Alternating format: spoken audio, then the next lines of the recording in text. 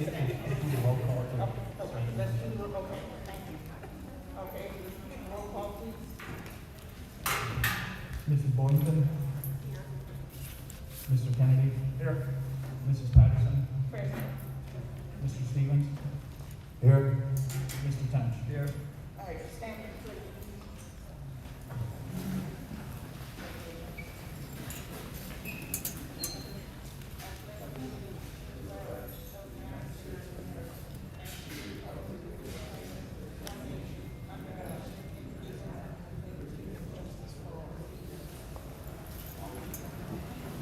Thank you. Now I need a motion to go into executive session. All right, I'd like to make a motion to go to an executive session to consider the appointment, employment, dismissal, discipline, promotion, or compensation of a public employee. Okay. Second. Been moved by Mr. Kennedy, second by Mrs. Warrington. Any questions? Hearing none. Roll call, please. Mr. Kennedy? Aye. Mrs. Boynton? Mr. Tench? Mr. Tench? Aye. Mr. Stevens? Aye. And Mrs. Patterson? Aye, thank you. We will be back shortly.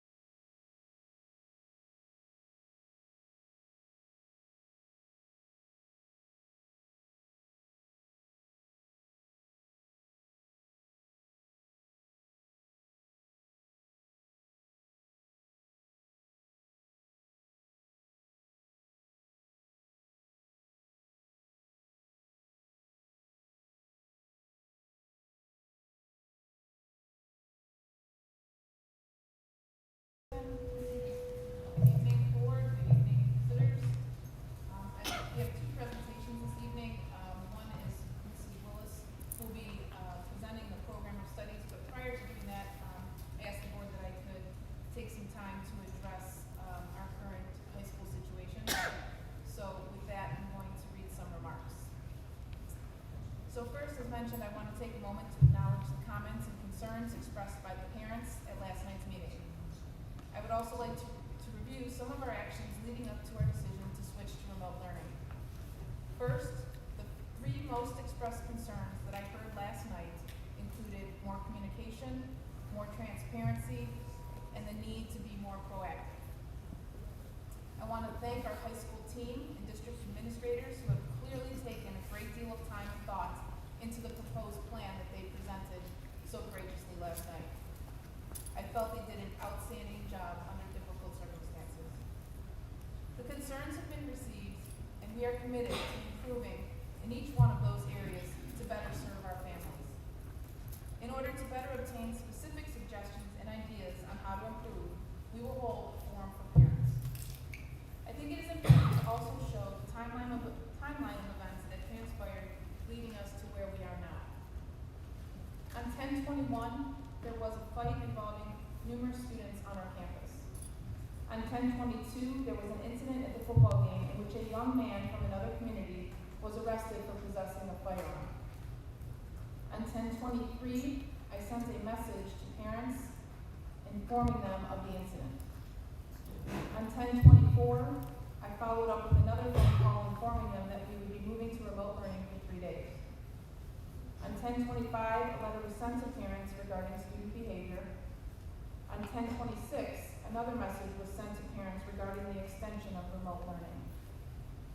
On 10/31, 11/2, and 11/3, Mr. Thompson sent messages to parents about extending the closure and the reasons behind the decision. The message also extended an invitation to parents to attend last night's meeting, both virtually and in person. Moving forward, we will be adjusting our return date to reflect the transition back, which will allow for half of the students returning on 11/22 and the other half on 11/23, with a full return after Thanksgiving break on November 29th, as originally stated. Also during this time frame, students were surveyed regarding suggestions that they had for the return and to gauge their viewpoints on security and climate. Mr. Thompson also held 2 staff meetings and a meeting with union representatives. The intention in all of our actions was to solicit input about the plan. Our next steps include an open house for parents and students and the finalization of the plan that will be distributed prior to the return of students. To address the perceived reactive actions rather than proactive, I would like to share the work we did in the summer to prepare for the return. We had an outside security firm come in and conduct a security analysis in early summer of both the high school and Heskett Middle School. There were a number of recommendations provided, and we acted on several of them, which included upgrading our surveillance system, the installation of alarms on doors, ensuring students had ID badges, hiring additional security personnel, securing a portion of the building to restrict access to faculty only, and that was in order to provide better supervision of our students, and also relocating the staff and student parking lots for improved supervision as well. Despite acting on all of these recommendations, we were faced with delays due to supply and worker shortages.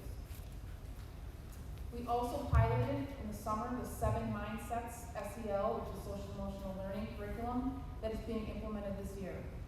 We extended training for all of our elementary staff to use the zones of regulation, which addresses the self-regulation of our students and for them to identify their emotions upon their arrival, allowing the teachers to know how to approach our children and to address their needs.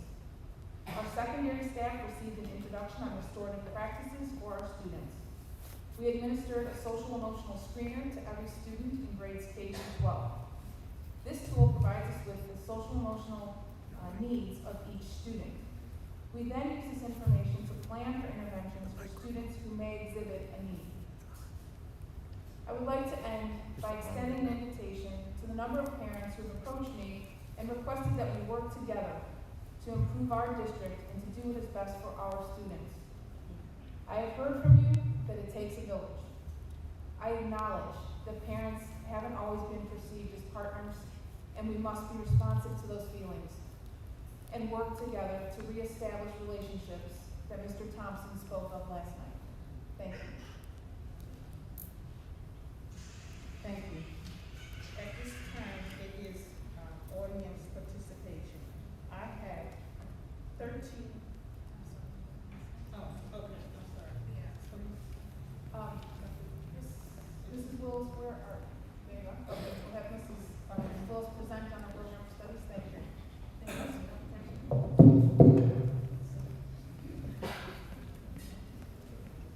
Good evening, members of the board, members of the cabinet. Thank you for having me here this evening and allowing me the time to share with you the proposals for changes to the programs of study for Heskett and high school during the 22-23 school year. I like to start each of my presentations with a kind of a simplified overview of our process. And so I'm just reminding you that what I'm bringing to you this evening are not recommendations specifically from me or my department. This is a process that is carried on throughout the school year. As soon as I finish this presentation tonight, I guarantee you I'll have an email or a phone call from somebody saying, hey, how about we think about? And so I say annual, but it's an ongoing process. And most of the recommendations come from our staff and our administration and from our students. And so we take a look at the current legislation, we take a look at any changes that the ODE has made to standards, we look at our students' progress and our students' achievement, and we look at what our students need. And what you'll see this evening is a representation of those proposals for changes based on those factors. And so as you know, I'm presenting to you this evening, and then the first Thursday of December, hopefully we'll come to vote and we will approve the proposed changes and we can move forward with our master scheduling process. So I'm going to begin with Heskett. And actually, Heskett is pretty simple this evening. What you will see in Heskett's program of studies are just the changes that exemplify the addition of grade 6 to the middle school. And so we have a couple of new courses, but mostly what you'll see in Heskett's program of studies are just those grade 6 courses. And so if you look on, page 2, and I think you have it in your board docs, I'm sorry. I think you have a copy of the book. And so on page 2, the first thing that you'll see for grade 6 are the student fees. They're outlined just like the other grades, so you see where those fees are being spent in grade 6, no other changes. On page 3, we added to that page a course listing, so required courses and elective courses open to the 6th grade. And I'll talk a little bit about the new ones in just a second. On page 29, actually, there's the second. On page 29, I have the two new courses that we added in Heskett. And so when we brought them to Heskett and we added them to the Heskett master schedule, and we have them fall into the middle school model, and have them on a wheel for their electives, there was a need to add some additional courses because they have 2 spots in their day for electives, unlike when they were at the elementary buildings and they just had 1. And so we are bringing 2 new courses. These are courses that we are piloting this year that were developed between the time that the decision was made to move Heskett up and throughout the summer.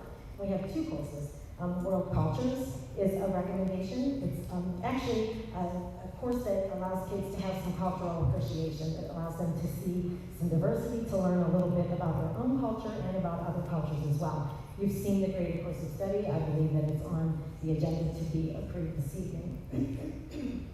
This is a course that's currently being taught through the World Language Department.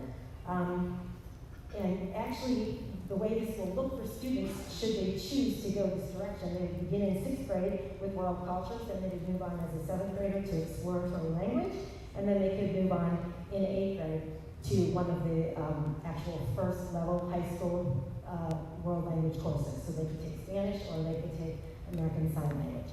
So they're picking up the culture standards through this world cultures course, and then moving on to exploratory, where they are getting a little look at the languages that we teach, and then making a decision about whether they actually want to take on the high school credit bearing course. On page 30 is the second new electives for 6th graders only, and this is a middle school advisory course. We, of course, feel that students moving up from the intermediate grades need an opportunity to be welcomed to the middle school and to the culture and to the middle school model. There are lots of changes from the vantage point of the student, social, emotionally, and academically. And so this course, often during a 9-week period, will allow students to learn a little bit about the health standards, the phys ed standards, the state technology standards, as well as English language arts standards. So this is all about how I can become a better middle school student and take on the challenges and some of the independent skills that they need now that they're in the secondary world. And that's it for HESTIC. At the high school, the changes that you see in the program of studies are generally course additions, course deletions, changes, some revisions to course information, and then just some additional information that might be necessary. And so based on legislation and things like that, and policy. And so I'm going to walk through the changes at the high school and kind of give you the category under which these proposed changes fall. So on page 2, it's a proposed change to course offering, and actually it is indicative of a pilot. Well, I don't know if we call it a pilot, but it's a program that we are already involved in called Students of Promise. And so we have students in this program. We had students in this program last year that did not appear in the program of studies, and we wanted to make sure that students and families had an opportunity to learn a little bit about this offering. So this course targets students who are in need of additional academic and, again, social and emotional support. It is a period a day, and so students are spending time with adult mentors. They are learning a little bit about what it takes to be successful once they leave high school, as well as what it takes to be a successful student. On page 6, I have some additional information for you about graduation. I'm pretty sure you're sick of hearing changes to graduation, and so am I. Fortunately, the state, effective with its class, well, actually effective with this year's current juniors, right? They will all default to what the state is now calling the long-term graduation requirements. So if you look in the current book that we have, I think we have 4 or 5 pages about graduation, because depending on where kids fall in the cycle, they have different graduation requirements. Moving forward next year, all students at the high school will have the same graduation requirements. And so on page 6, I do note for you a couple of things that are still going to change even with these long-term graduation requirements. There are 2 things that I just want to bring briefly to your attention. One is the Algebra 2 requirement. The state, I think, thankfully, has finally recognized that we have a lot of students that don't need Algebra 2. First of all, they don't have the academic inclination, and second of all, they're not intending to do anything once they leave high school that would require them to have Algebra 2 skills. So as you know, you'll recall that many times I bring to you some recommendations about our math courses, and this is because us, like all the other high schools in the state, have always struggled with how we meet the requirements that ODE has put on us for our students and still offer courses that allow students to be successful and learn the math that they really need that will help them once they leave us. So the state opening up this idea about Algebra 2, they have, again, finally recognized that not all of our students need Algebra 2, and they have designed some legislation around what they're calling an Algebra 2 equivalency. And so students will now have some choices about whether they want to take Algebra 2 or they do not. And so depending on, actually the state has a lot more to teach us about this. So I'm going to tell you everything that I know right now, and if you have questions later, I'll try to answer, and if I don't know those answers, I will get back to you when the state informs us. We actually have 2 evenings next week when we're going through some training around these state recommendations.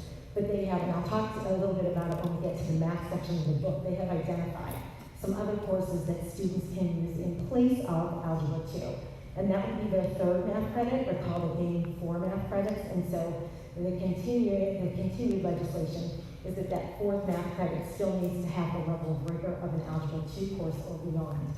So courses that are low level will not meet the 4th credit requirement. And so I'll show you when we get to the math department some of the proposals that we're bringing to you this evening around that new legislation. And then on page 8, I think we have 3 pages in the book. I think 6, 7, and 8 are all about graduation. So on page 8, there's a little bit more clarification there about how students meet the competency requirements. So remember, they have to earn all their credits, which we just alluded to in the Algebra 2 discussion, and then they have to show competency. And there are several ways that they can do that. They've always had 3, Next year, they are adding an ACT, SAT competency option, and so we added that to the book, as well as added a little bit more detail to how students meet that competency requirement. We added specific test scores, et cetera, that the state has set forward. And I didn't mention this when I talked about Heskett's book. They actually have the same graduation pages in their book as well. So if you check the Heskett book, you'll see the same text and you'll see the same charts. On page 28, moving on to the really good stuff now, right? In the art department, I am bringing to you an additional course offering, a new course. So as you can see on the bottom left-hand side of the screen, we have some very talented students in our wearable art course, and the art department is requesting a wearable design 2 course. In wearable design 1, they're really doing everything 2D. They're doing drawing and sketching, which you see, again, illustrated here by the sample student work. In this wearable design 2, they will actually be moving from the 2D to the 3D world. So there'll be sewing and painting and embroidering and weaving, probably using our makerspace facility and actually bringing those creations to life. We have currently several sections of wearable design 1, and students showing interest in continuing with that course, which is the reason why we're bringing wearable design 2 to your attention this evening for your consideration. On page 41, we have our College Credit Plus program listed there. So recall that the state requires us to carry a series of college credit courses. We are choosing to offer those courses on our campus. We have a full slate, and if you continue to look through the book, you'll see all the courses that we offer through our partnership with Lorraine County Community College. And so one of the changes that we're bringing to you this evening, you're going to hear a lot about math. One of the changes we're bringing to you this evening is a recommendation to remove from the book our pre-calculus course, which was one of the offerings we used to have through Lorraine County Community College, and instead substitute that with a quantitative reasoning course. We have a lot of actual justification for this. One of those is the pre-calculus course is not a course that students take. It is not filling their need. They are having difficulty testing into the pre-calculus level, and so if they want to take a math college credit plus course on our campus, they were limited in their choices. And so the quantitative reasoning course, keeping in mind what I just talked to you about from the ODE, allowing us to offer this kind of course to students for high school credit. This quantitative reasoning course is a course that will better meet the needs of the students that we have, and will have a lower bar for students to be able to test into, so more access for our students who want to get dual credit, high school credit and college credit at the same time. And so we know that this is a single credit math course for us. It's a semester long, but they get a single credit because it's college. It's a college course, and at the college level, they start their college transcript with 3 semester hours for this course. In addition, in the math department on page 49, you will see another new course to the book, but again, not new to us. I am delighted to remind you that we are one of 2 high schools in Cuyahoga County that is offering this course called Data Science Foundations. It's a pilot through the ODE. We have trained a couple of teachers and are running a couple of sections this year. It's, let's see, what did I put up there? It's statistics meets computer science, and I think there's a little bit of quantitative reasoning that sneaks into this course as well. And so again, this is an Algebra 2 Equivalency course. This is a course that students could take for their 3rd or 4th credit of math, with prerequisites being algebra and geometry. The pilot has allowed us to get a little bit of insight to the course, to get some additional training, to get some additional attention and resources for our teachers so that they can prepare for our students a course that will be exciting to them and relevant to them at the same time. So this is a year-long course. The recommendation, of course, is that it carries a full credit. On pages, basically 47 through 51, there are several places in the booklet then that we wanted to make sure students recognize what their Algebra 2 equivalency courses were. The graduation requirements say Algebra 2 or equivalent, as you recall back in the front end of the book. And so on this series of pages, under each course that meets that Algebra 2 equivalency qualifier, you'll see that language. And so, of course, they can meet the Algebra 2 requirement by taking Algebra 2. Or they can take Honors Algebra 2. They can take Math Modeling and Reasoning, which is, again, another state pilot that we got into a couple of years ago, very early on, a successful course that we're teaching in our high school right now. Or they could take the Data Science Foundations course. So they have 4 choices right now. These are not our choices.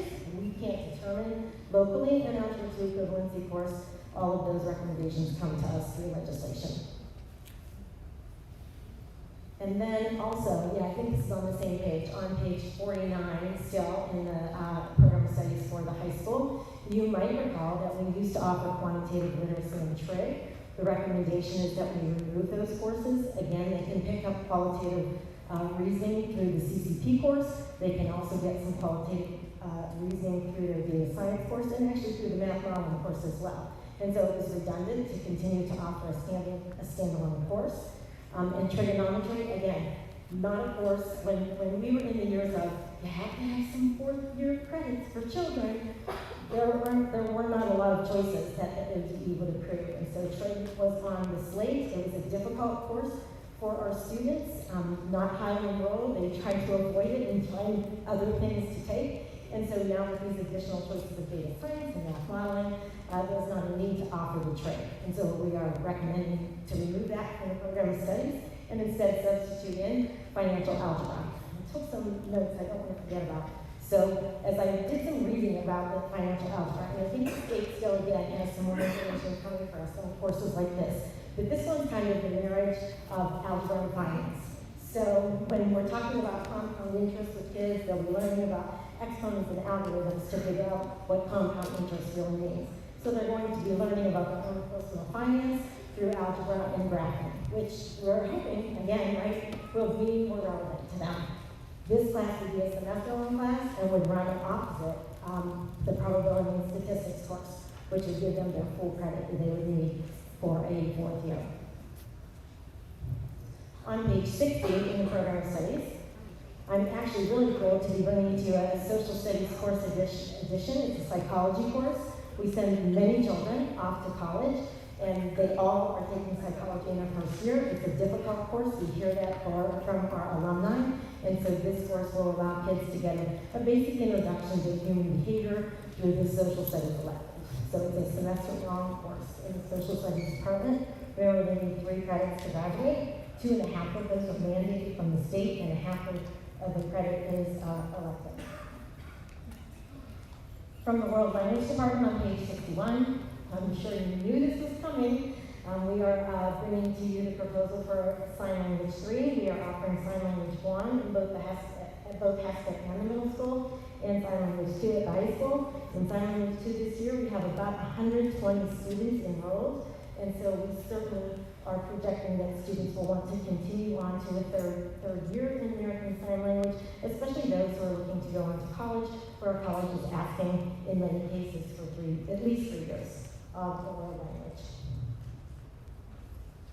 And then this slide just shows you on the little colorful poster some courses that historically have been run as semester-long courses, and this program of studies proposes that we move these courses to year-long courses. The transition between semester courses, there's really no instructional curriculum reason why those courses need to be semesters. When students change from first semester to second semester, there's sometimes some gaps in the content, there's a change in teacher, there's a change in schedule. So it just makes more sense from the student's vantage point to allow these students to become year-long classes. And so you see U.S. history, algebra, geometry, English 1 through 4, so our 4 English courses, and physical science, which have been semester classes. The proposal is again to move them to full years.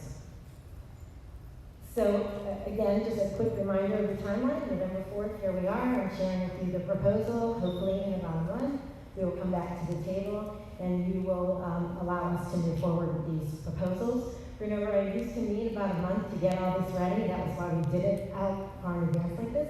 But we're not really sending books out for printing. We're doing our own internal printing thanks to our printing facilities and department. And we're not printing them. We're using the internet, we're using the students' Google Drives, we're using our website to post these materials. And so we don't need a ton of time to get the book ready for students. So should you be voting yes on December 2nd, there could be a very quick turnaround for when this book gets into the hands of students, allows counselors and families and students to begin talking about what their needs might be for the next year, and allows us to get started on the master schedule. So again, I thank you for your time this evening. If you have any questions, I would be happy to entertain them. Board members, do you have any questions? Hearing none, thank you, Ms. Willis. Thank you. I have one question. So we do have enough offerings since we're taking out Algebra 2 for them to get the 4 units of math that they need? Yes, we do. The charts, Ms. Paxton, in the front end of the book show you all of the different choices and pathways that they have. Okay, thank you.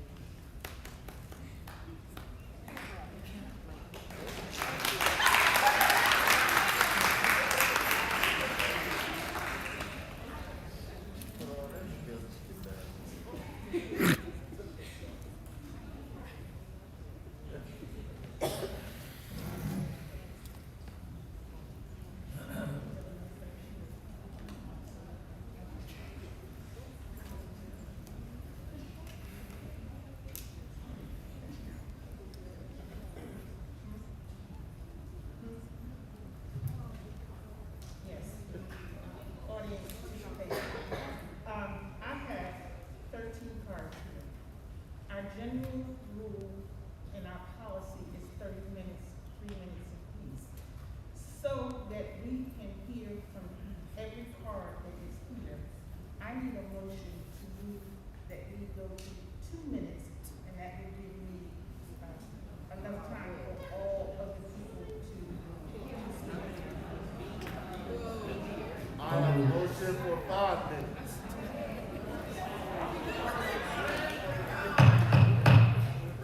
Again, let me state this again.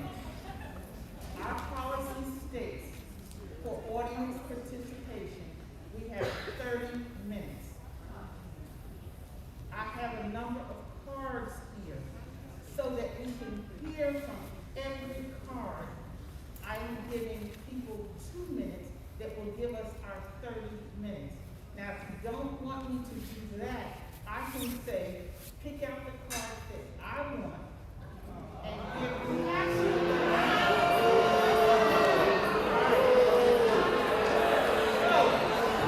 since you don't want to do that,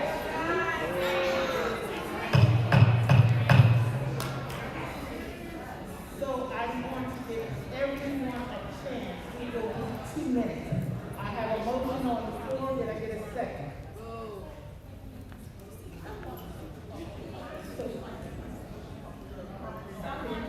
Well, we'll go in 30 minutes. Let me read my little statement. I'd like to remind the people that there are here today, that we are here to listen. We welcome building points. You are reminded that you will have the 3 minutes, and when we get to our 30 minutes, I have to cut it off. Speakers will address their comments to the entire board. Please do not call any names. The board and the superintendent and staff, we will speak civilly and be respectful of others within the time limits that we have. Thank you. All right. 3 minutes. They're gonna have 3 minutes. We've got 30 minutes. So 30 minutes. All right, first card that I have.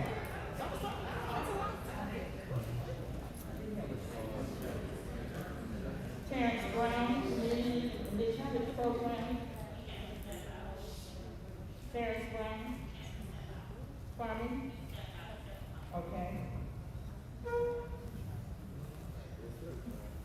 Valerie Harrison.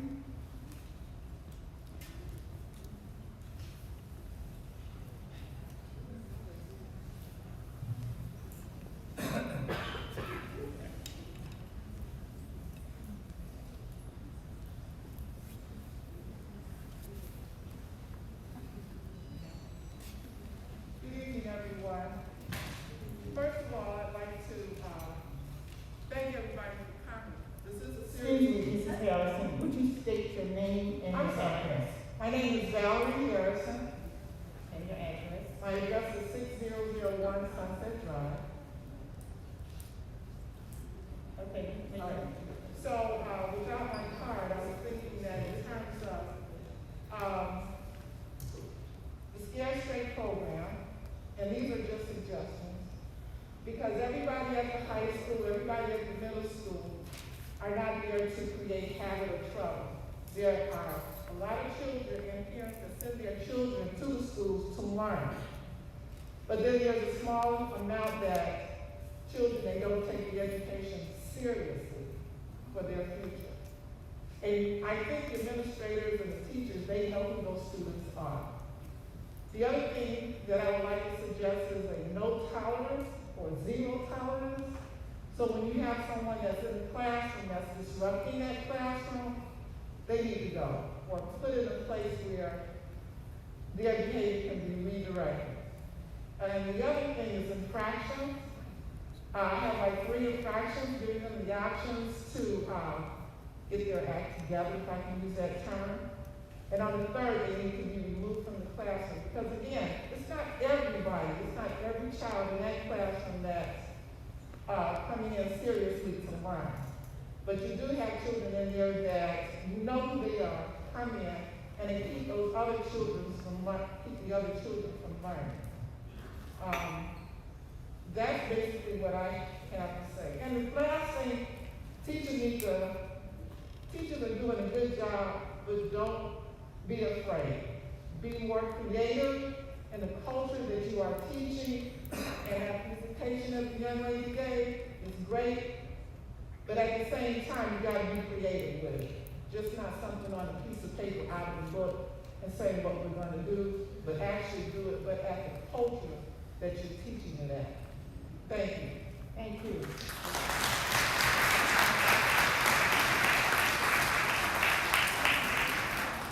Next person, Sabrina Holker. Teacher.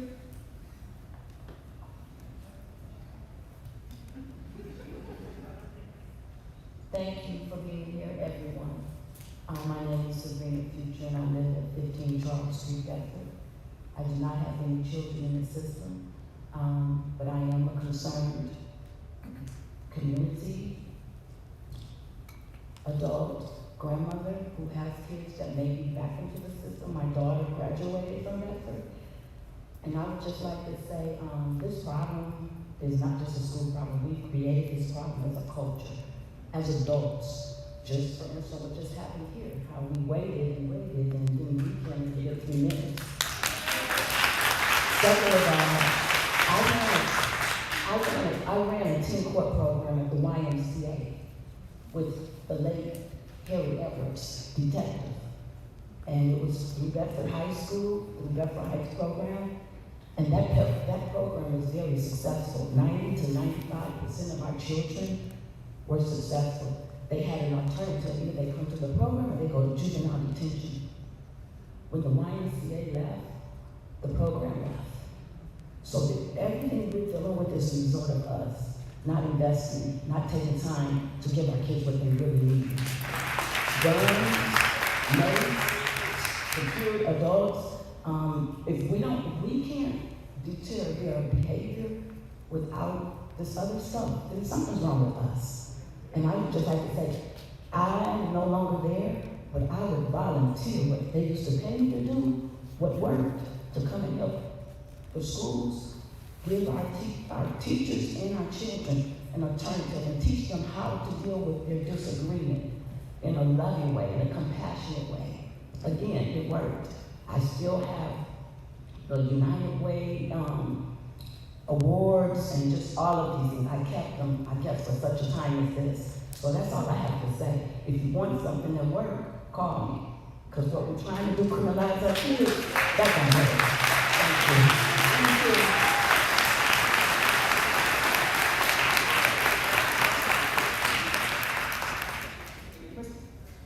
Mrs. Thomas, Ina Thomas.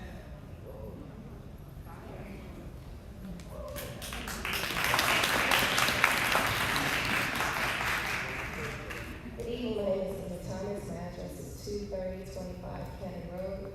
I was wondering if I could get her name, just in case I go overtime. I'll give it to you. Thank you. I just want to say that this is just a sad state of affairs in our school district, as you all know. We are one of 10 of the worst performing districts in Northeast Ohio. kids in the high school or on the news media, they're here now, and they're being portrayed as disrespectful, violent, juvenile delinquents. And what I hear from the superintendent's statement just a moment ago, there was a fight on Thursday and a fight on Friday. See, we are failing our students because, you see, in my opinion, they're being used as a scapegoat for other issues. So this security situation is being blown out of proportion. There are challenges, yes, with all schools across the district, across the country, but they're not being shut down because of it. TJ Lane, a student in Chardon, got shot and killed 3 students, and none of this happened at their school.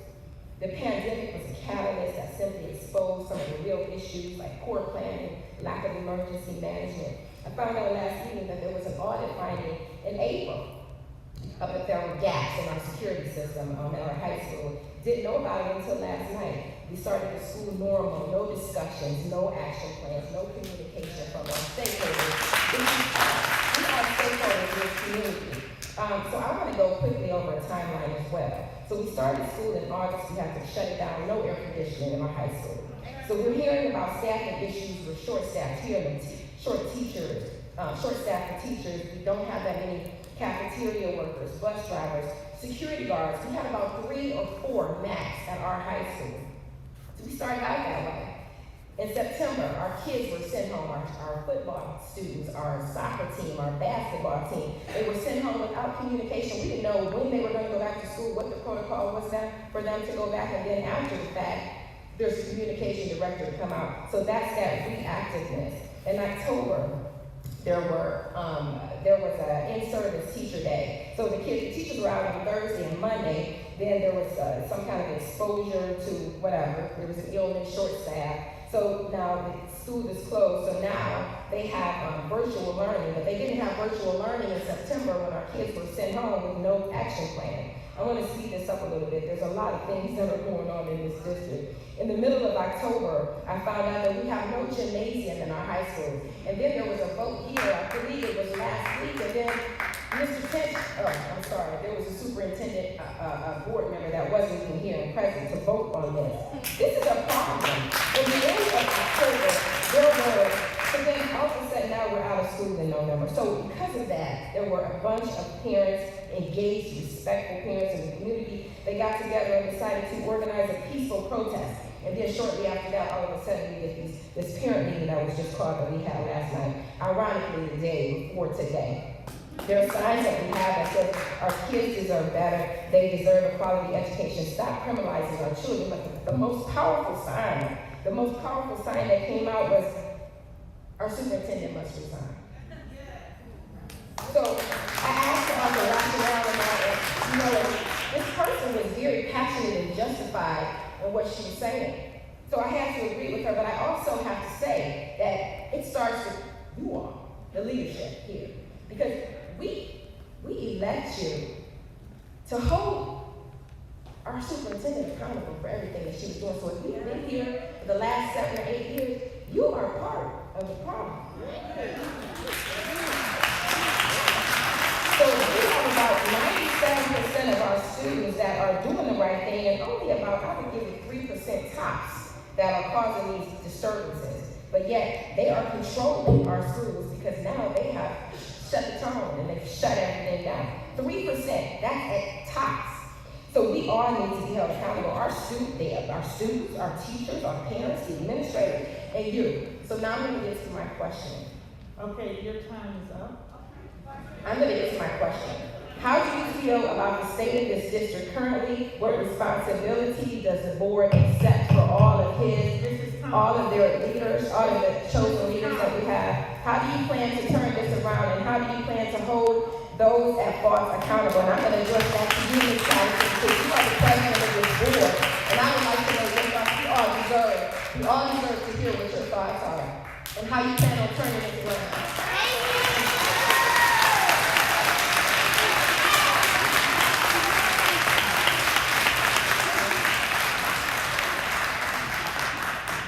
Mrs. Burks.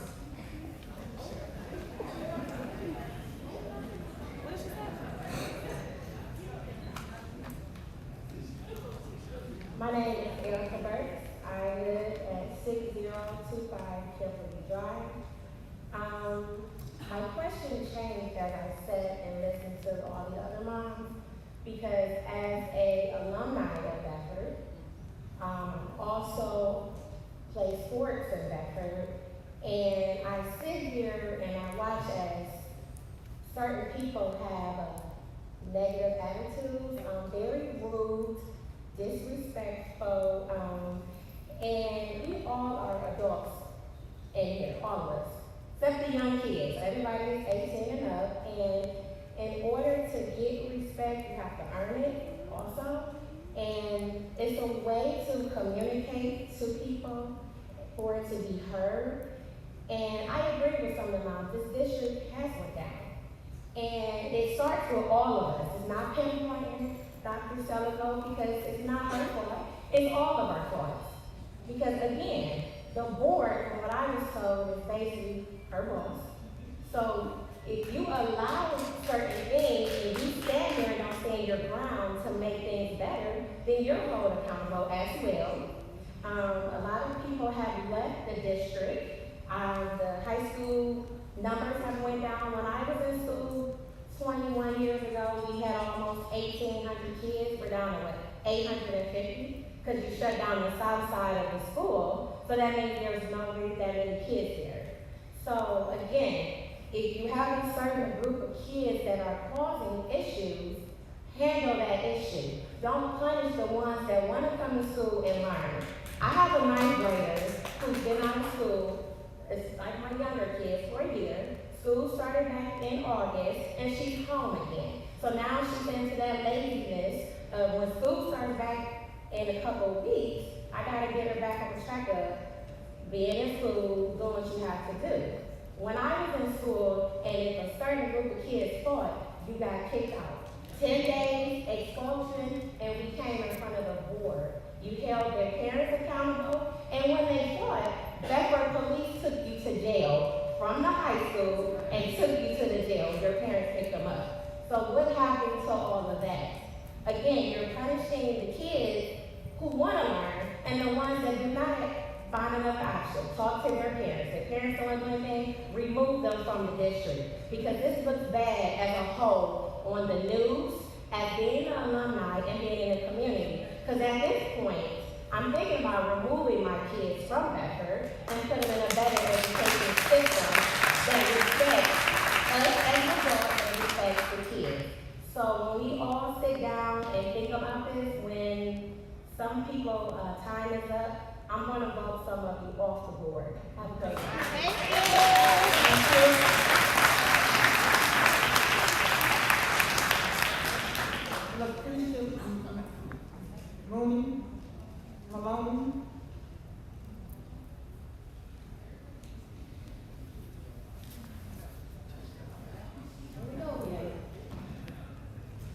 I was here for the whole debacle that happened with uniforms.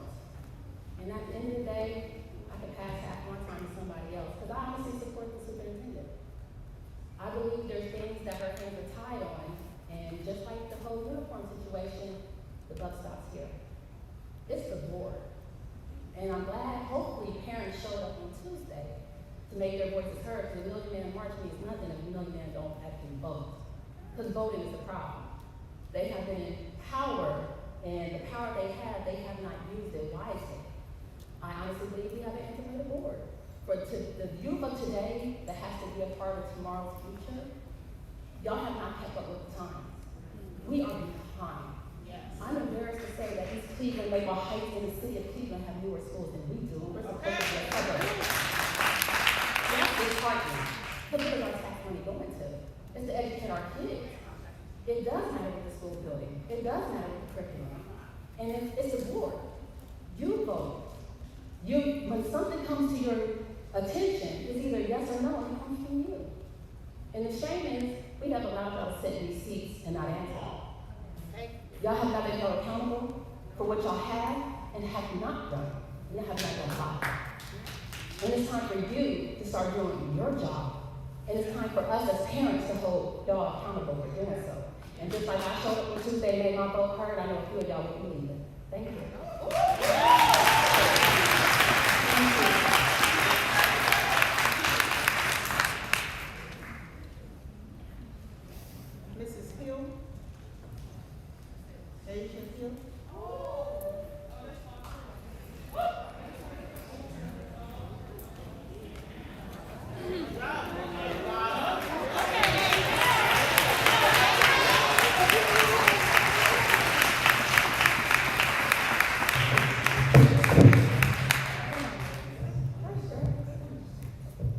Hello, my name is Asia Hill. I live at 538 Fairtree Road, Bedford, Pennsylvania.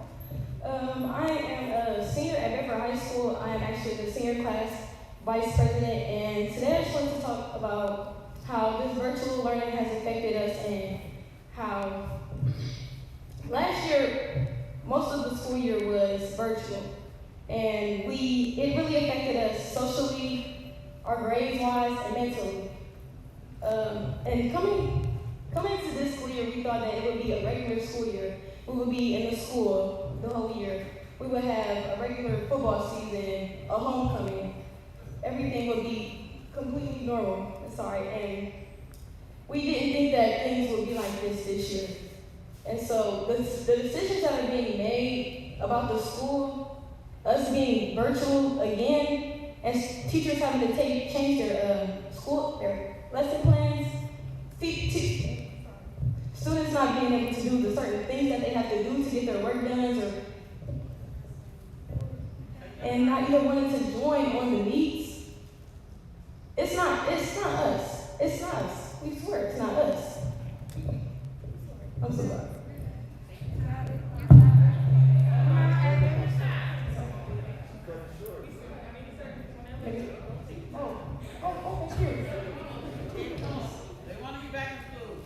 Yes, we need to be back in the schoolhouse. This whole month being out of school, it's not going to help us. Most of the people that are standing up here have been at that school for 4 years. Been in Bedford City School District for longer than 4 years. Most people have not come up to me or said anything, and I'm in the majority of the organizations that are at the school. Nobody has said anything that they feel that they're not safe at the school. Nobody. None of the students. Thank you. Thank you.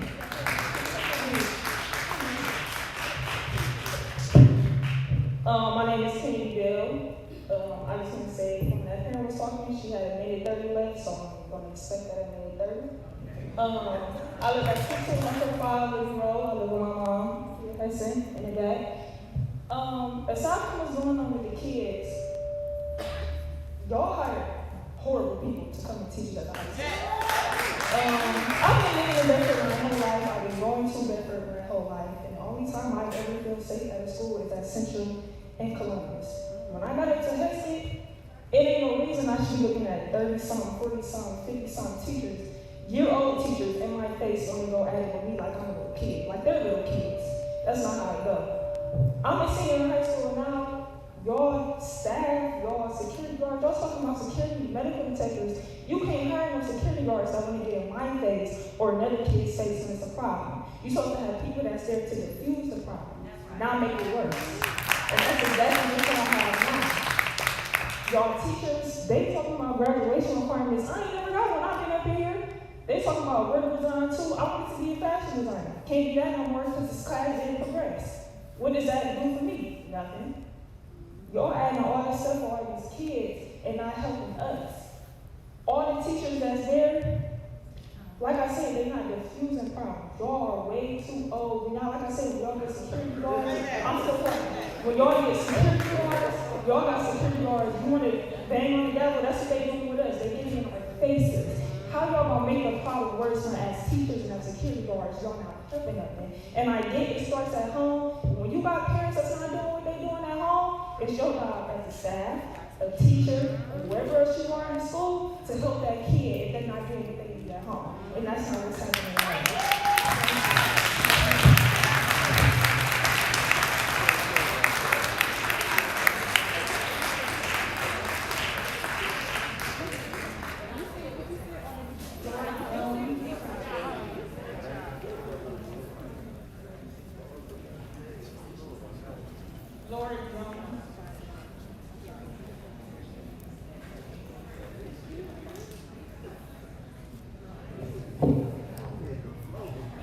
Good evening, everybody. My name is Lori Jones. I live at 36 Edgewood in Bedford.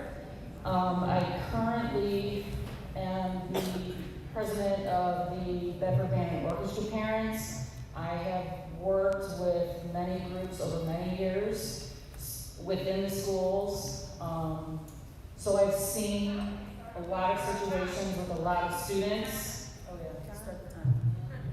Thank you.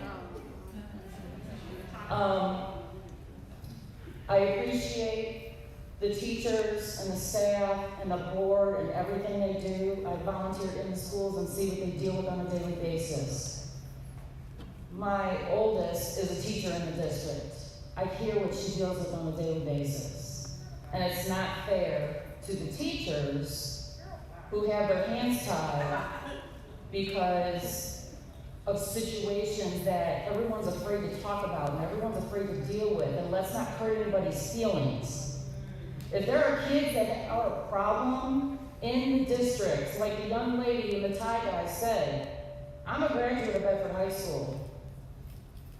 When you got in trouble back then, you got in trouble. And not only did you get kicked out, then you got your tail kicked at home, and you got your tail kicked by the neighbor, and you got your tail kicked by everybody else. Because it wasn't tolerated to be acting up like that. And it's not fair to our students that want to come and learn. You just heard from students that want to learn. They want to advance themselves. They want to do something with themselves. I've had honor students in this district. For 19 years, I've had children in this district. I've had honor students, AP students, and they get looked over to deal with the children that are a problem. And that's not fair, and that's been a problem for a long time.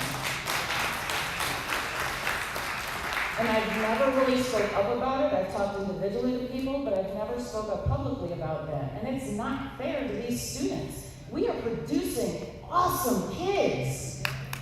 We are producing awesome kids in this district. We have phenomenal students academically, athletically, with the technology. These kids are flourishing under these conditions. So imagine if the conditions were better and they didn't have to deal with the students in class disrupting and causing all this havoc. And now our entire school is paying for the few that don't want to be part of the community and don't want to be part of the school. And I understand that's not always their fault. A lot of these kids, and I've seen and helped and dealt with a lot of these kids that don't have the home life that we expect that they should have.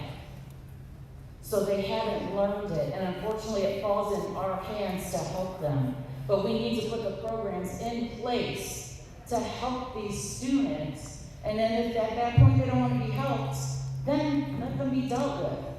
Expel them and let their parents figure out what to do. We shouldn't be the parents figuring out what to do with our kids, the ones that want to participate. The parents of the kids that don't want to participate need to figure out what to do with their kids. We need to get our kids back in school. There's no reason why they need to be out to implement the things that we've been told about. Thank you. Thank you.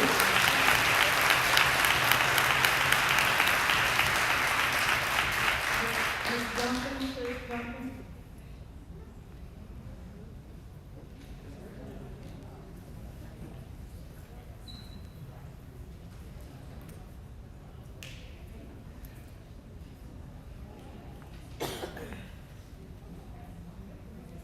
Good evening, Board President Patterson, members of the Board and Cabinet. I stand here before you as the President of the Bedford Education Association. I thank our teachers for attending this evening, Mr. Winsing, our OEA Vice President, and Mr. Kolbeck, our OEA Consultant. After the recent events at the high school, we were pleased that the district took swift action to temporarily move our students to remote. However, staying remote until after Thanksgiving brings about a different concern. Teachers don't want this for our students, but we were never asked. Clearly, being remote is not a choice. And certainly not one that teachers believe is the answer, unless of course our students are at risk. If our students are being kept from the classrooms and the teachers for reasons such as lack of personnel, lack of training, and lack of security equipment, this brings about a sense of disorganization which permeates not just through our school staff, but our community as well, creating confusion, fear, and a lack of confidence in our district leadership. BEA asks for transparency from our administration and our board. Lack of transparency results in a lack of confidence mentioned above, which lends itself to the problem, not the solution. In reviewing the PowerPoint that the board was shown last Saturday, it shows absolutely no communication with parents, students, and certainly not the BEA leadership of the system. Making decisions that affect student education, their learning environment, and the teacher's work environment without conversation, collaboration, and without the bargain language is unacceptable. BEA has always been a willing participant at the table for any discussion. Metal detectors, cameras, wands, and security are reactionary measures at best. BEA believes that there should be an action plan with more proactive measures that should have already been put into place in our district and not just in the high school. BEA requests proper training for our security team, proper training of our teachers as we navigate the complex needs of our students. And we ask for immediate review of the current discipline policy to ensure that our students are held accountable while also being provided the healthy supports and strategies that are necessary to be productive school citizens. Our district leadership can no longer remain blind to those needs. While we have concerns with the high school, HESCA is also beginning to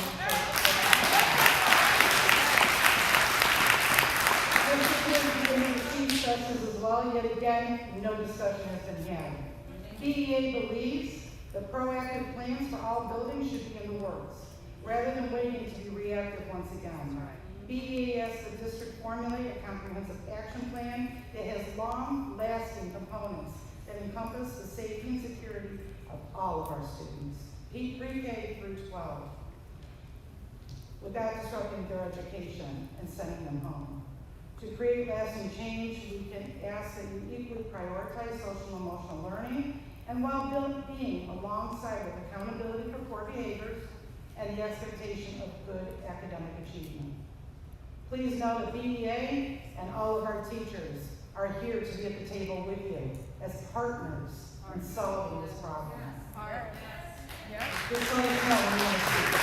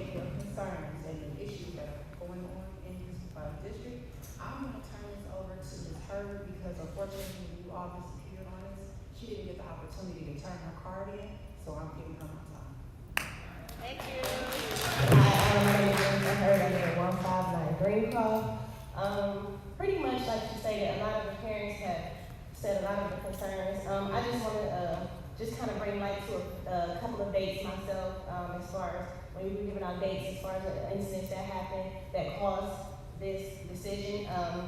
First, I want to say 4/20/1999, Columbine, 12/14/2012, Sandy Hook, March 12, 2020, the pandemic started.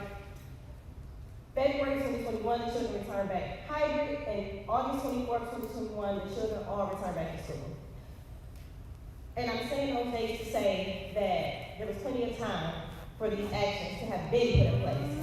Now, we've taken time away from our children. I have a senior, I have a 5th grader, and I have a pre-K.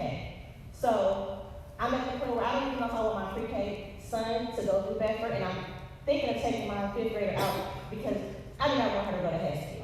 And when we say safety, safety is not just about the virus, which is a big problem, but it's also the state of the building. There's a big hole in the middle of Hesky. That's a part of safety as well when it comes to the children.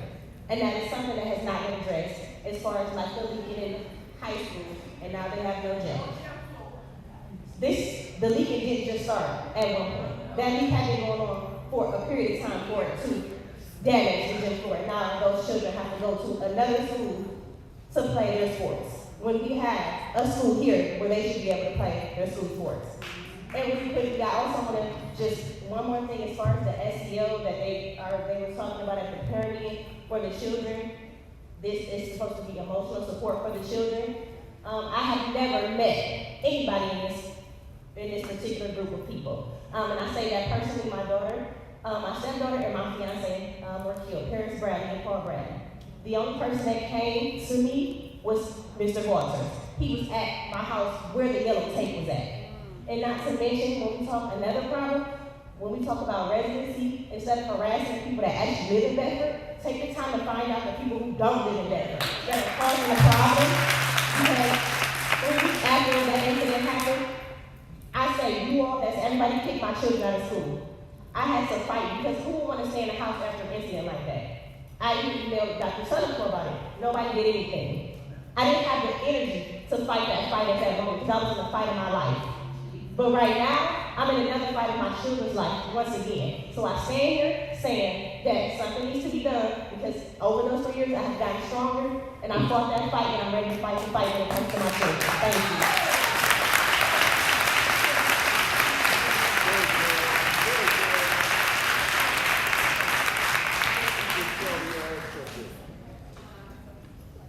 Lakeisha Grimes, Mrs. Grimes, Latasha Grimes.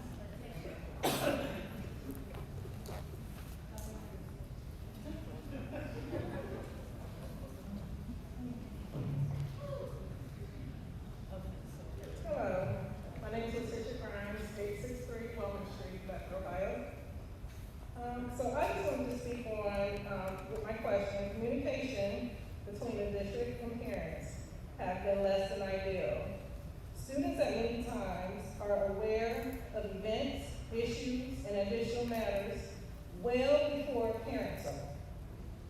I need to know specifically, what are you planning on doing to ensure parents are engaged in the community, engaged in the schools?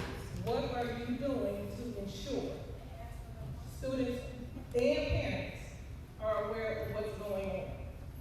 I do want to say too, since I have 2 minutes left, is that I am disheartened because last night we were told that teachers were aware of everything that was going on. Today that they have not been told anything. That's a problem. We all need to come together to make this better. And that's all I need to say. Oh, one more thing. The students got a survey, received 2 surveys. I want to know what the results say. I need to know what the students are saying about the safety in the building. That's it. Thank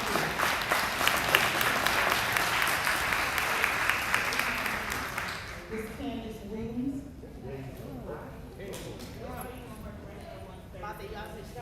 She got an extra minute and a half, so go ahead.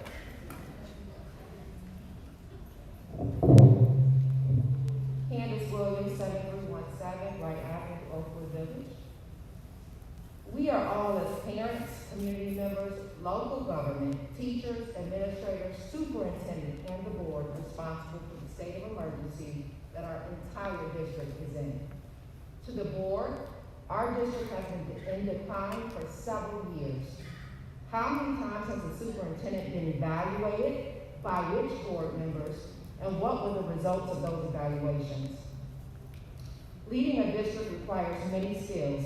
In the past few weeks, we have received letters from the superintendent blaming other administrators, had conversations with us where she blamed others, and last night essentially left the high school team with zero support as she sat and watched from the crowd. I have personally experienced her retaliation and intimidation by having her try to negatively impact my role as a councilwoman, and also discuss our personal conversations with other parents, all under the false label of concern and working together. We have many great staff here. Again, to the board, what measures have you put in place to create a safe haven for other teachers and administrators so they can express their concerns and share their experiences without fear of retaliation, intimidation, or losing their jobs. To the superintendent, I would ask that if you love these kids as you have stated, that you would resign immediately and not wait for a buyout and take hundreds of thousands of dollars more from our district that could be used for our students' success and begin to repair the 7 years of damage that you have caused to our district.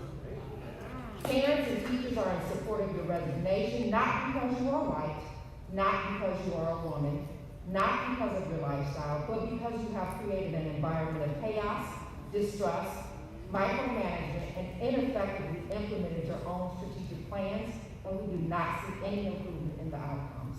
Thank you. Thank you.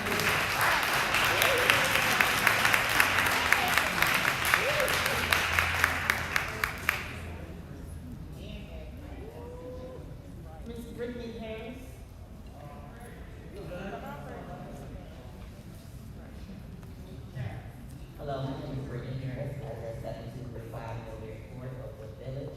I have a set of twins that are in 9th grade at the high school, and I'm also an alumni at the high school from Bedford. A lot of the parents already touched on some of the things that I wanted to discuss, but I wanted to go off of some of the things that was addressed in the meeting yesterday. I wanted to know how the superintendent planned to discuss with the faculty regarding what was discussed yesterday. The principal did not answer a lot of the questions that parents had to say, and we had to write in an app the questions, so they were supposed to address it. He just bypassed that. There's been times I've emailed him, he bypassed, and I responded to my email. So I want to know how this will be addressed with the principal, not addressing parents and their issues and concerns. Before all of this happened and the school shut down, I wanted to get more information as far as what the plans were for the gym. I have students who participate in sports, and volleyball, the whole season was canceled, and we had to be a hefted. Also, now I again have a set of twins. I have to be a taxi cab in addition to being a single parent because the children are out of school, and I have to take them back and forth to every sporting practice. And I want to know, since the high school bus drivers are no longer driving, can they come pick up the children who have athletics to take them to practice after school, since they would have been in school otherwise? Because my child or children are no surprise. I show up at everything. I have volunteered and participated in everything, and my tax dollars are going somewhere. So I wanted to go to my children. Thank you.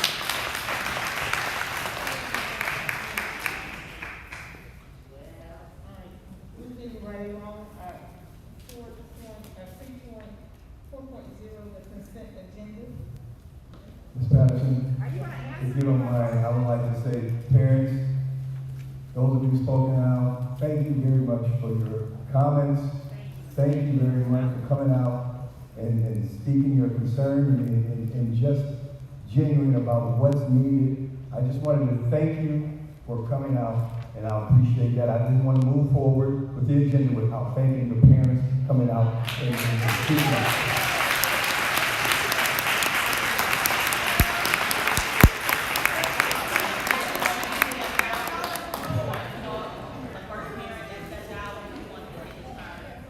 Okay, Dr. Selko will have all the cards, and she will get back and answer the questions.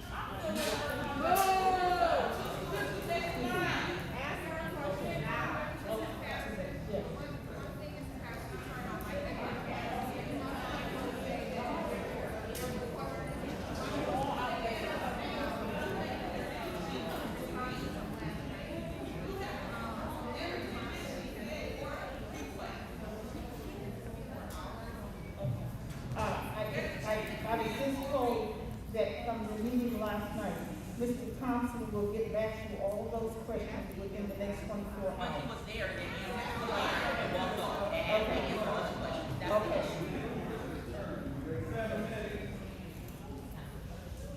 No, I'm sorry. I'm moving, I have to move along. He was the last one. It was the first thing. And I had 4 minutes left. You had a card, okay. Okay, it's okay. I misunderstood. I'm sorry. That's all right. Terrence, to say thanks to all the moms, but especially thanks to all the dads who showed up too.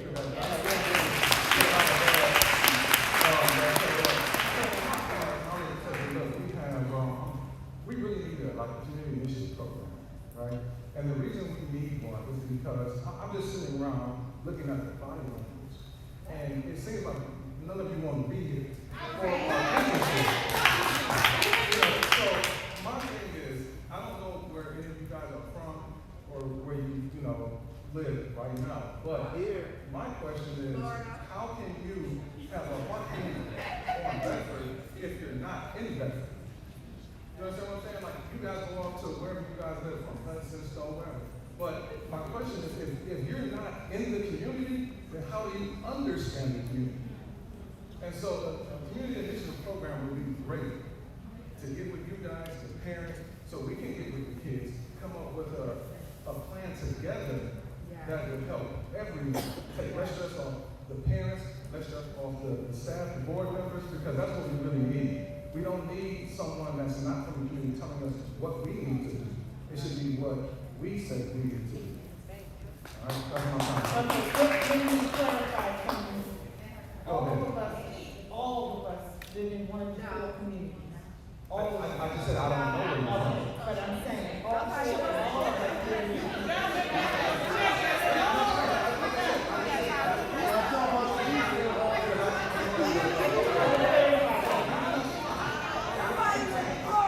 I don't see you guys in the community, so I didn't know that. I'm always in the community. Okay. Somebody in Florida. Thank you.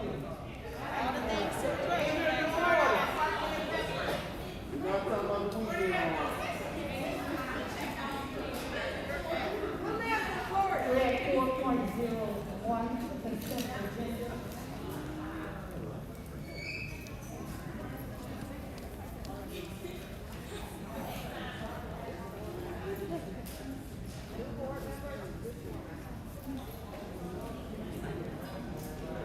Any motion for 4.01?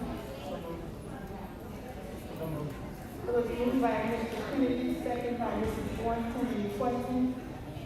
Hearing none. Roll call, please. Mr. Kennedy. Mrs. Boynton. Mr. Stevens. Aye. Mrs. Kennedy. Mrs. Tyler. 5.01, superintendent's report. David Stevens. Thank you, Mrs. Patterson. We do have 5 items here relative to the gym project, and I believe we're going to have Mr. Meyer do a little talk about the different options that we have here. So I will let him proceed and then we will proceed. Thank you. Madam Vice President, Dr. Falco. At our last board meeting, we were asking for additional costs to finish the change order floor prep for the gym floor. Since that time, we've gone back to the architect and had conversations with the floor manufacturer regarding these options and have a recommendation from both the contractor and the architect to approve option 3 with an additional moisture barrier. Of the 3 options reviewed by the subcontractor, in order to warranty the floor prep, the 2 least expensive options require either a moisture barrier in addition to the already specified vapor barrier, or to conduct a third-party test of the moisture levels of the floor, proving the moisture level was under 1%. That test is going to cost more than $1,000 to take additional time, and if you can pass the test, you will still on the hook for the additional cost of moisture barrier. The additional moisture barrier will come with a limited lifetime warranty and provide protection in the event of a steam leak or any unforeseen event well after the standard 1-year warranty offered by the flooring company. So having solidified the costs and staying true to the commitment not to exceed $49,000, we are asking for the board to approve the total of $48,910.40. Items 5.02 to 5.05 are enhancements that can be voted on together or separately. But do note if we vote to extend the paint to 94 feet, we will need protective mats at some time between now and the competition. Details of these options were included in the previous work session, and that's it. So, I'm just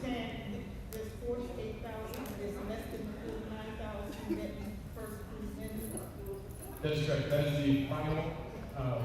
All quotes are in with the additional moisture barrier. That total of the change order comes to $48,000. And they will get to guarantee this at this price? Correct. Okay. Any, questions? Mr. Tim? Mr. Meyer, do you have a sign paper that's going to be eliminated? Yes, they include the warranty information. It is in the as an attachment board. Mr. Patterson? Yes. As I stated in the last board meeting, we already approved the gym floor. And now we're back 2 weeks later talking about the same dollar amount that we could have voted on 2 weeks ago. And not to mention, somebody brought this up and I didn't think of it, is we have 6 teams, I'm throwing it out there, at the high school who play winter sports with basketball and wrestling, thank you. We have all those teams that we are now paying for, buses and overtime and everything to get in there. So our actual $48,000 that we should have spent 2 weeks ago, we are now up to about over $60,000 because we have all the way now. So I need this, me personally, we need to get this done.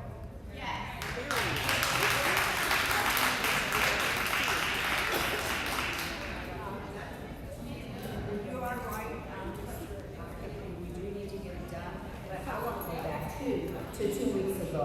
2 weeks ago, it was presented to this board 3 different prices for the same work that could have been done. So of course, and I'm speaking for me now, I said, if we're going to get the same result, let's go with the lower price, because that's what our representatives actually stated, that it doesn't matter which one we choose, because we'll get the same result. So after further investigation from Mr. Myers, he did come back to, especially he talked to me, because I was one of the board members that said, no, why are we going to pay an extra $10,000 for something we're going to get the same result?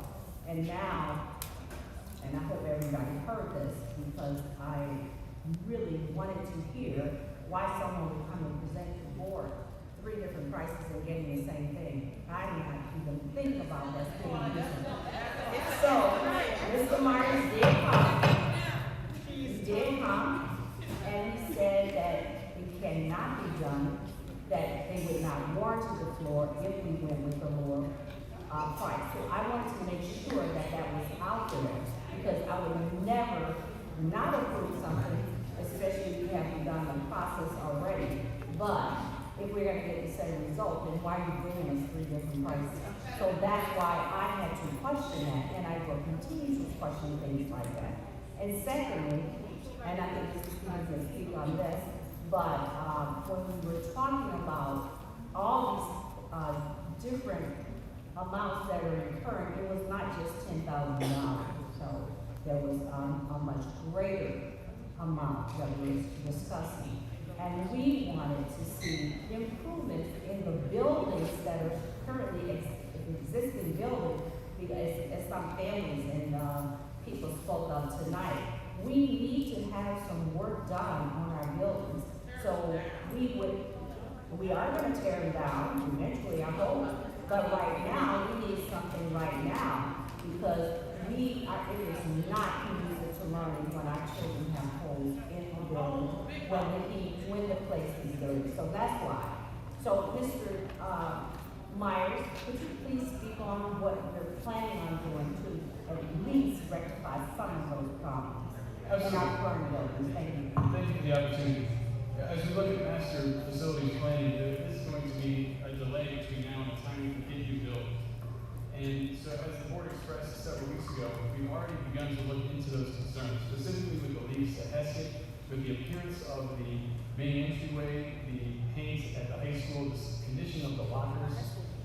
What we have put together, and you'll see it in the board update today, is a comprehensive list of punch items of the items of concern, along with several other items, including the improvement items, the gym should we so choose to move forward as a valuable way of spending our permanent improvement monies right now to impact the students of today.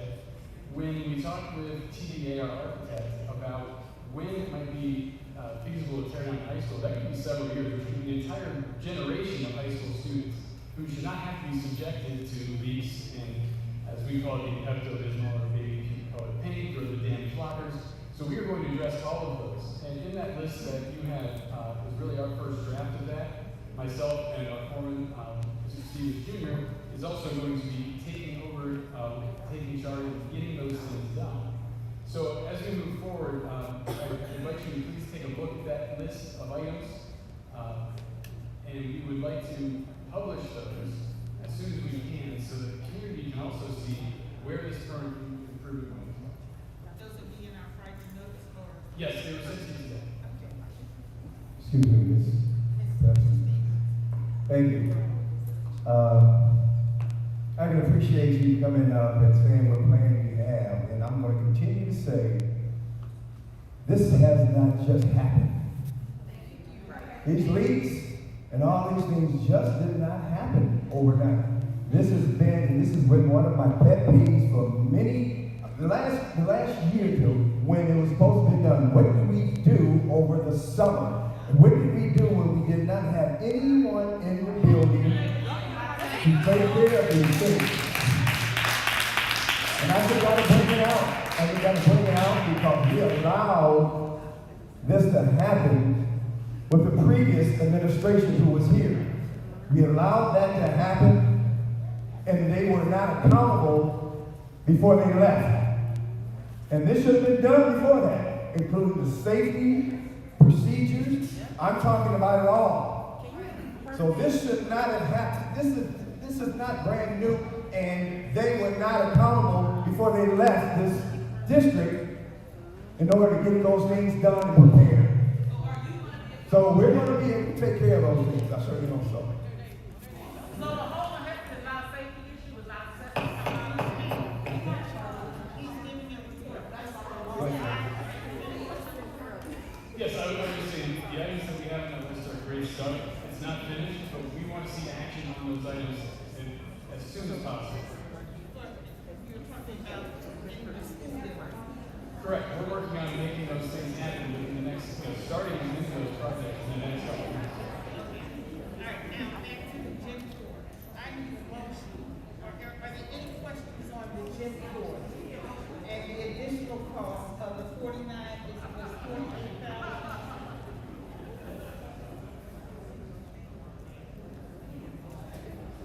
What was it, 48,000, Mr. Myers? Correct. 48,900. 48,900. I need a motion for the gym floor. I'll move. Second. It's been moved by Mr. Kent, second by Mr. Kennedy. Any questions? Hearing none, roll call please. Mr. Lynch? Aye. Mr. Kennedy? Aye. Mr. Stevens? Aye. Mrs. Boynton? Mrs. Patterson? Aye, 5-0. So thank you, Mr. Myers. So now we will proceed with the gym floor. Then we will proceed with getting the buildings together with the paint and all the other things, necessary things that he will send us. He said will be in our notes today. Okay, so when will the buildings, when will you start working in the building? I'm not worried about the gym floor because I know that's someone else. But do you have enough staff to go in and get all these things done? Yes, you're hiring additional staff now, and looking at timelines to come in to work in the buildings as far as start with painting at the high school, to also address the roof leaks at Middle School and high school. We're going to start a prioritization of leaks at Heston, start catching those as soon as the roofers are available. And we had a couple of wet weeks, so we are waiting for them to catch up on a couple of jobs. We anticipate that in the next 14 days. Thank you.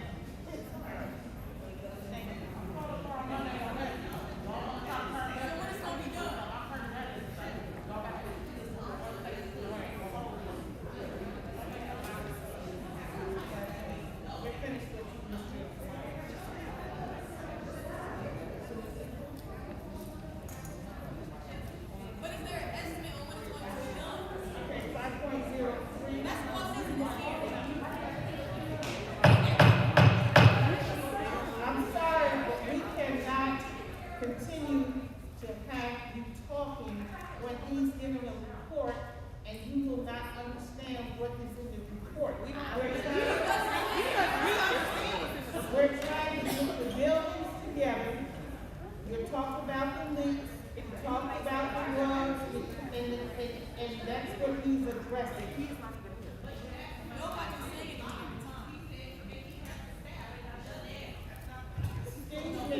Excuse me, he just said that they will be with the next 14 days. I'm counting. What day is that? Okay. 14 days?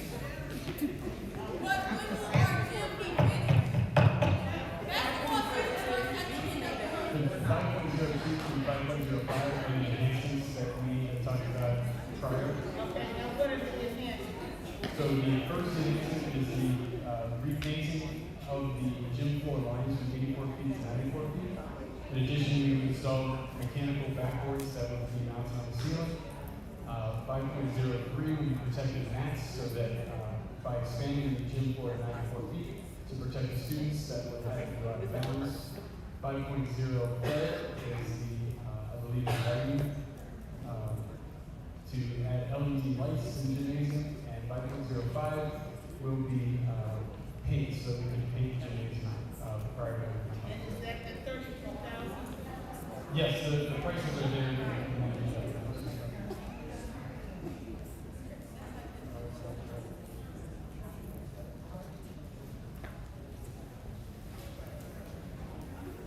Any questions? Yeah, James, I noticed that we could do some of this after the fact, you know, just approve the floor. Some of this after the fact, all of it after the fact. What if we do the gym floor and we had to take one or two that goes along with that? Which one? Like we're looking at about $107,000. If we wanted to change the paint length from 84 feet to 94 feet, which is the modern competition standard, we would need to take items 5.02 and 5.03. 5.04 and 5.05 can be done later. It will be a little bit more cumbersome, but we can do it later. Mrs. Stevens, you have a question? Mr. Chase, you have a question? Mrs. Boynton, you have a question? I need a motion for 5.01, 5.02, 5.03, 5.04, and 5.05. Or do you want to take them separately? So moved.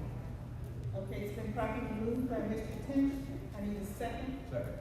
Second by Mr. Kennedy. Stevens. Mr. Stevens, excuse me. Any other questions? Hearing none, I need a roll call, please. Mr. Tench. Aye. Mr. Stevens. Aye. Mr. Kennedy. Aye. Mrs. Boynton. Mrs. Patterson. Aye, 5-0, thank you. Mrs. Wood.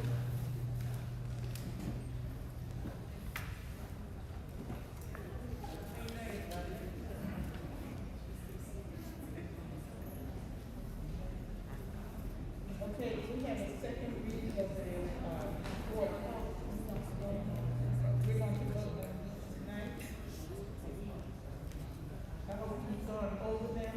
Any questions about the policies? Yes. Dr. Sullivan, who's on the committee to policy committee? Who's on the committee to do these? Right, from the policy committee. It depends on what the policy entails and who gets assigned, who participates in that. So it's basically a large number of our team, and then we work with the Neola consultant who advises us. Any other questions about the policy? I need a motion for 6.01 on the reading, second reading of the policy. So moved. Mr. Kennedy, second. Second by Mrs. Worthington. Any other questions? Hearing none, roll call please. Kennedy? Aye. Mrs. Boynton? Mr. Kennedy? Aye. Mr. Stevens? Aye. Mrs. Patterson? Aye, 5-0, thank you.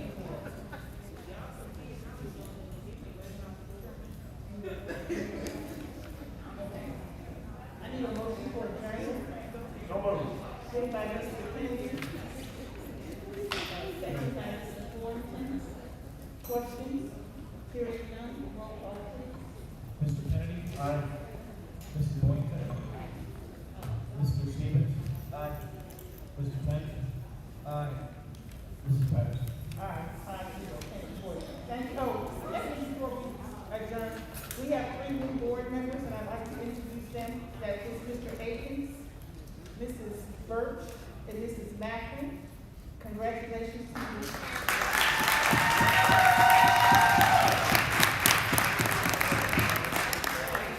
And thank you for coming, thank you for your questions. Superintendent will be getting back to you.